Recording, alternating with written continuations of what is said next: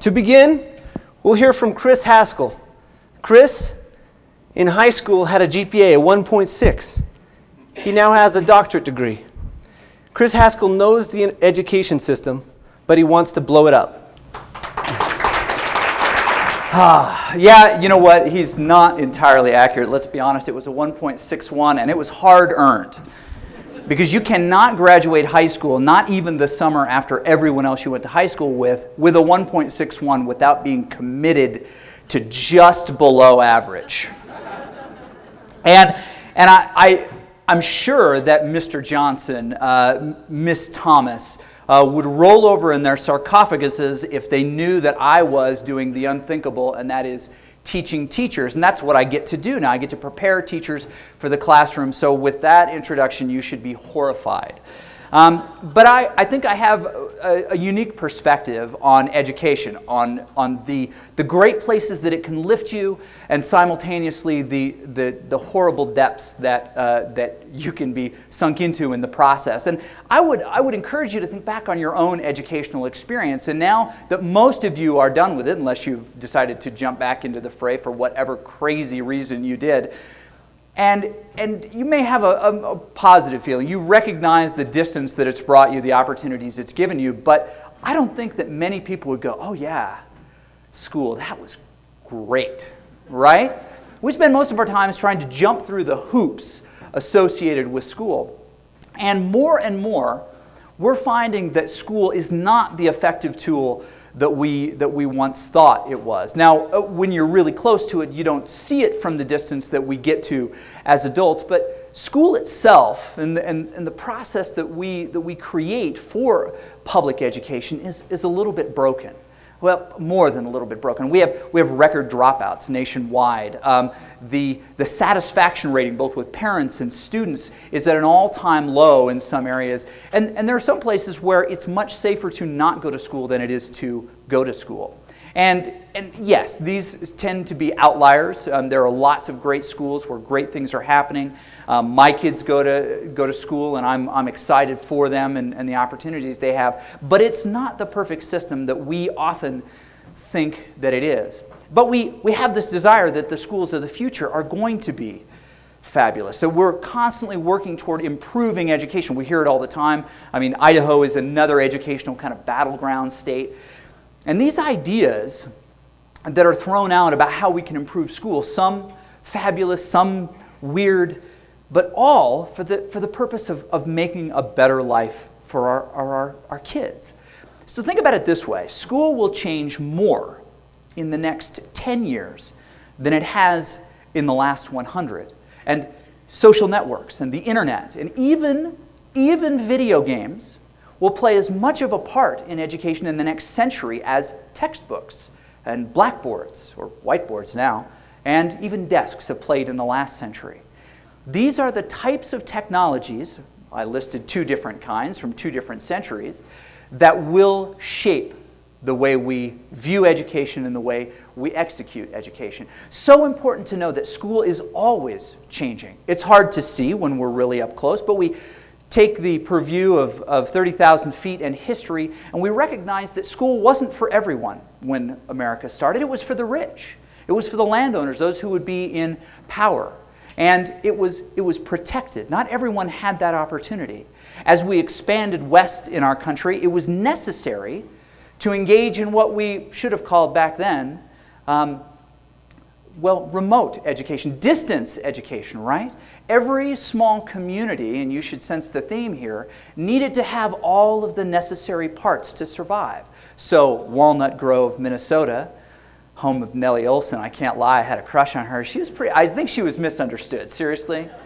She got the bad rap a little bit. But you had these communities that had everything. They had their mercantile with Nellie, right? They had the mill, they had farms, they had the church, they had the school. And the distance education was you would bring in the teacher. Anybody know the name? Yeah, there you go. And would, Miss Beadle was the answer. You can write that down. It'll be on the test. And you could sustain your community with those. And they would bring in the teacher to teach what was important in the community. Maybe not global affairs, maybe not French, maybe math. and reading, as long as it was good reading, say the Bible. Schools have always changed.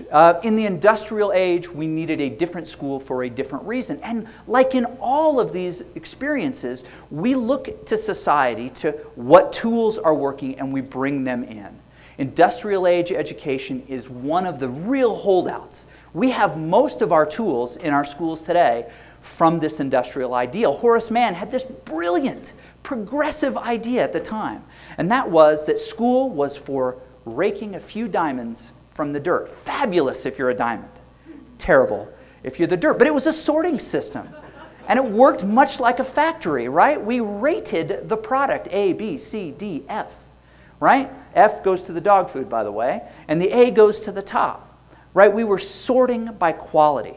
And this was wonderful at the time because if you were not born into wealth or prosperity or opportunity, you could, by your bootstraps, pull yourself up and become somebody. School was finally a vehicle for changing status and changing class, but not for everybody. We were looking for a few, right? Most of the holdouts from this era we still have ringing bells, buildings designed for, or classrooms even for a single type of knowledge construction, right? We have factory rows, a lot of these kind of designs. Even in the 60s, it took social change to influence school change. And so what we learn is that schools are always a reflection of the societies they serve. They grab the best tools and they bring them in. So, what's next? Industrial age schools are giving way, even as we speak, to information age schools. The paradigm is shifting under our feet right now. And the schools of yesteryear, of the 20th century, looked for a very different kind of student that did different things, right? Lockstep, do what you're told, be a good citizen, and you will succeed, right? We wanted them to have reading, writing, and arithmetic. And I'm not saying that we don't want these things anymore, but we want a different kind of global citizen, right? One who understands transdisciplinarity, whether or not they can spell it on their iPhone or not. Honestly, it'll autocorrect, so don't worry about it. Right? Virtual collaboration, digital mindset, the ability to communicate across cultures, these are all important, right? So how are schools going to change? Well, the internet, social networks, and games are going to change that. And I want to talk about just one of those things now. See, games are an incredibly powerful thing. First of all, no one is required to play video games unless you've gotten started on Candy Crush, right? I mean, they should have a slogan, Candy Crush, not even once, right? You don't have any control anymore. No, but video games are not required to play, right? We continue to play them because they reward us, they fulfill us, they allow us opportunities for growth, for socialization, for interaction, and for success. And so if we look at the things that games do well, and we see which of those things we can fit into education, then we might be onto something, right? Crazy idea. Crazy ideas deserve to be tested. And so we did. We had the idea, what if school was more like a game? And you're thinking, well, that's a great idea, but school is a serious thing. It's not a game. I hate to tell you, all classes are a game. We try to figure out what it takes to win from the moment we walk in, don't we? The way we talk to the teacher, the way we prepare, interact. Is this the teacher that I need to nose up to, or do I need to leave this teacher wide berth and just do what I'm told, right? We all try to figure out what it takes to reach that winning condition. Now, great teachers, like my colleague, Dr. Reeder, know that, and they try to slant the favor. You like that drop? They try to slant it in favor of the students. But all students ask that natural question, what do I need to do to get the grade that I want, rather than what's worth knowing and feeling and thinking and doing? And to coerce them, to move them through the curriculum, we surprise them. We give them tests and quizzes and papers that are all due at a specific time to move them through the curriculum. And when they do poorly, we punish them, right? We tell you, I'm sorry, you got an F on this, or you got a C- on this because you started it at 11:30 the night before it's due. And the student thinks to themselves, I got a C- on this when I started this at 11:30 the night before it was due, right? We gradually chip away at their success with B's, C's, and T's until it's mathematically impossible for them to be successful. It's the stupidest game I can think of, and they hate to play it. And this is a game. So here's a different idea. Let's play a different game with these rules. No homework, no due dates, students have choice. We let them play through a curriculum. And we just do a better job of tracking the learning that's going on. What do you think about that? That would never work, right? Let me tell you how we did it.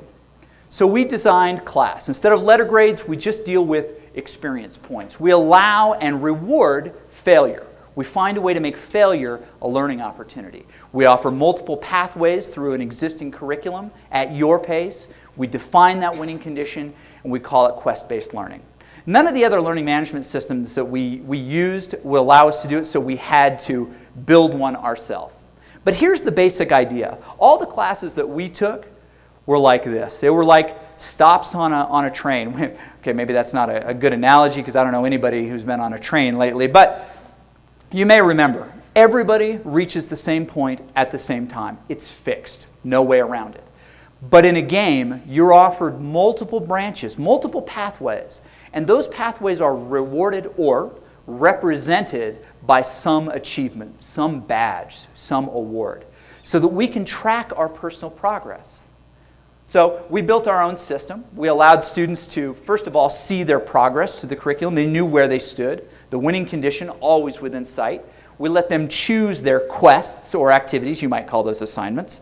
But when you select them yourselves, they're something very different. How many points they're worth, how many minutes they average, and that's given by the students, and even what other students thought about them. To the point you can actually drill down and read, I hated this activity because I hate to read. That's good information in the 21st century, in the social media generation. We allow students and activities to collect their work in badges, that this badge represents that you have this expertise. Think Girl Scouts, Boy Scouts, and badges and those kind of things. And we broke from the traditional mold of punishing students with a C- and being willing to accept something that wasn't what we expected. Teachers would see something like this. You either approve the quest because it meets everything that we want it to, or it's a work in progress. Let me send it back to you, and here are a couple of changes. Everything completed worth the full amount. And students continue to work through. Like a video game, you can always see your progress. You can see where you are against different elements of the curriculum, right? Even classes organized like games. As you leveled up, you had new curriculum available to you. That was one look. Here's another way where as you complete a quest, these 3 quests become available to you. Very different than the two-dimensional gradebook with columns for activities and rows for students, where everybody does the same thing. And I know what you're thinking. That's great to play class, but where are they going to learn responsibility, right? How are we going to prepare them for college? School shouldn't be easy, right? Responsibility training. Let me just give you one thought on responsibility training. I agree. I want our students to become responsible. I want them to be good citizens. I don't think that we should give them everything on a silver platter. But if we're going to teach responsibility, then let's decide what that is. Let's create a curriculum for it. Let's decide how we're going to assess it. Let's not sneak it into a sophomore English paper with a C- that says you should learn somehow responsibility this way when they're not really connected. Let teachers teach what they teach. Let them build knowledge in students. And let's not sneak in responsibility as this hidden curriculum that's assessed differently by everybody. Couple things. Homework, right? Homework is a holdout. Homework doesn't mean, if we fail to give homework, that students won't think or act outside our class. It simply means we don't force them to do it away from us, right? Some families, some households, much better than others for work. When we assign homework, we decide that we're going to remove them from their best resources, and they're on their own to try to complete it. With students' lives and the way that they juggle all of their activities, some students do better with personalized work outside. It doesn't mean that they won't do work outside our class. It simply means we won't regulate the where. Because if they don't turn it in, it becomes a punishment. And punishments are bad. So here's my question for you relative to due dates. You need to do a 1-page assignment on this, and I'm going to have you give it to me next week. When are you going to start it, if it's due next Friday? Okay, is it because you're lazy? No, it's because you know everything that you have to do, and you're willing to put these in order. Also, choice. If I give you 2 choices, you're going to choose between jumping 100 meters let's not jump 100 meters, jump 10 meters or swim 100 meters in a pool. You're going to choose the one most likely for you to complete. And the reason that that's important is because each of you understand you better than I understand you. And you're going to make choices to get you to do something today. So what does it look like when we give students choice and multiple pathways through a curriculum? First of all, we have a lot of success. We've been testing this for about 2.5 years. Currently 13,000 students, 900 teachers, right? 14 countries. Traditional success rate in a class is 71% of A's, B's, and C's. Right now we're seeing about a 93% success rate with A's. In my test groups, I haven't given a B, C, or a D in over 2 years because the A is always within reach, regardless of the mistakes they've made. And the quality is consistent. They're completing about twice as much work in the same amount of time, or actually in 30% less time, and they're reporting much higher satisfaction. The most compelling and interesting piece is that students are continuing to play through school long after they reach the winning condition. That white line would be the moment you don't have to work on this class anymore, you can go away and do whatever you do. Each of those red lines representing an equivalent student progress. They're continuing to play and play and play through curriculum, even though they're no longer required to. Very strange findings. So, I have a couple of simple ideas for you. If you want school to change and you want to help that happen, first of all, we have to be willing to dispense with tradition if it doesn't work. We have to not focus on methods, but focus on outcomes. Well, yes, we're using this test, but is the test really what we need, or do we want to find better outcomes? That we, you and I, all have our free agency, and so do our students. And with our wisdom and our guidance, we can allow them to use that free agency to select things that are more meaningful to them. We need to know what we want to achieve, what that winning condition will be, and what multiple pathways are there. And we need to consider what they already know, what they love, who they want to be. Great quote, and I'll end on this. By the way, we need to keep innovating, is that we need to tell we tell our students what school is without ever asking them what they want it to be. And I'm a big believer that we can change these things if we're willing to look at them and to ask those questions. Who do you want to be, and how can I help you get there? And that's why we need to blow up the gradebook.